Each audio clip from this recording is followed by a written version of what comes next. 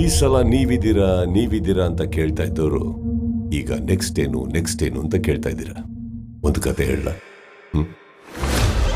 ಒಂದು ಊರಲ್ಲಿ ಒಂದು ಕಾಗೆ ಇತ್ತು. ನೀವೆಲ್ಲ ಸ್ಕೂಲಲ್ಲಿ ಕೇಳಿದ್ದೀರ. ಅದೇ ಕತೆ. ಆ ಕಾಗೆಗೆ ಹಸುವಾಗಿದ್ದಾಗ ಒಡೆ ಮಾಡ್ತಾರ ಅಜ್ಜಿ ಹತ್ರ ಹೋಗಿ, ಅಜ್ಜಿ ನಮಗೆ ಒಡೆ ಕೊಡ್ತೀಯಾ ಅಂತ ಕೇಳ್ತಾರೆ. ಅಜ್ಜಿ ಪ್ರೀತಿಯಿಂದ ಒಂದು ಒಡೆ ಕೊಡ್ತಾರೆ.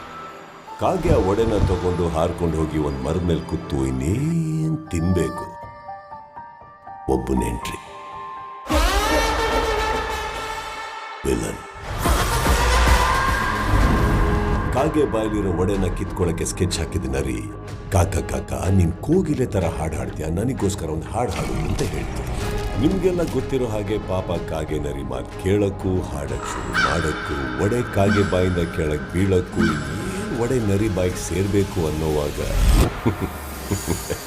ನಿಮಗೆಲ್ಲ ಕ್ಲೈಮ್ಯಾಕ್ಸ್ ಗೊತ್ತಿದೆ ಅಂತ ಅನ್ಕೊಂಡ್ರೆ ಓ ಭ್ರಮೆ.